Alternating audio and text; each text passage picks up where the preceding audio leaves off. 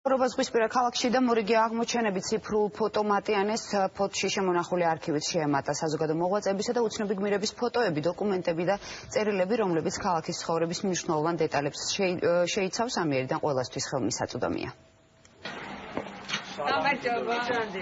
ციფრული ფოტომატიანეს მოგზაურთა ჯგუფის ერთ-ერთი მნიშვნელოვანი გაჩერება ფოტოში კემულარიების ოჯახია.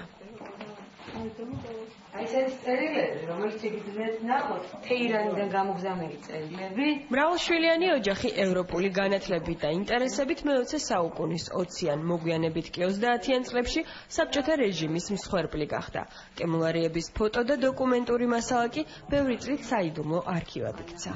დედია ცდილობდა რომ ოჯახით დაცული ყოფილიყო, მაგრამ აი შიშის ქვეშ მაინც ცდილობდა ამ სურათების ჩვენამდე მოტანას და უკვე 90-იან წლებში სტუდენტი გავხდი, პირველად ავაწყოთ ეს ალბომი.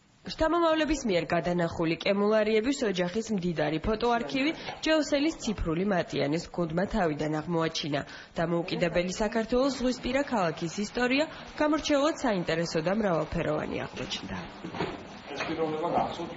მგონი რომელიღაც იქნება ან ნოტიოლოლუ ან მეორე დაშა. ცნობილი ფოთელი ლოტბარის ძუკულოლუას მოღვაწეობის ფოტოისტორიაც ჯეოსელის მიერ გაციფრულებული ფოტოარქივის ნაწილი გახდა.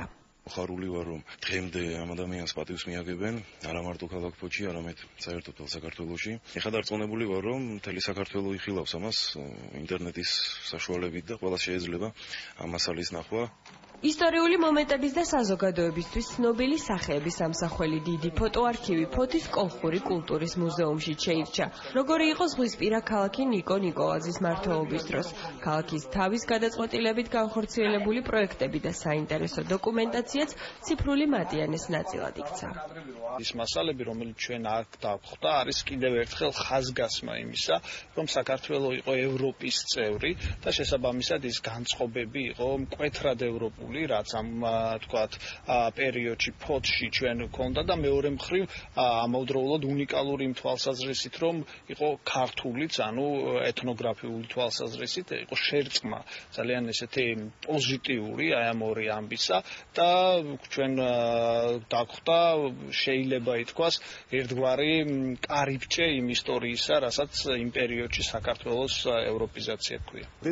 ციფრული ფოტომატიანეს პროექტის შესაქმნელად ჩვენ ძალიან დიდი შრომა გავწიეთ ფოტოარქივის გაციფრულებისთვის. ვამაყობთ, რომ ასეთი საინტერესო შედეგი გვაქვს. ჩვენმა მობილურმა ჯგუფმა მოიარა მთელი საქართველო 8 რეგიონი და ათასობით ფოტო გადაიყვანა ციფრულ ფორმატში. ფაქტიურად ჩვენ გვაქვს მთელი ქვეყნის ისტორიული ფოტოარქივი.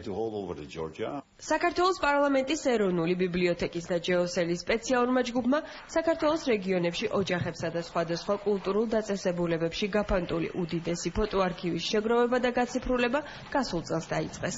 სპეციალურ ვებგვერდზე უცნობი ფოტოების, საფოსტო ბარათების და სხვა ტიპის დოკუმენტების ციფრული ვერსიები ნებისმიერი მსურველისთვის ხელმისაწვდომია.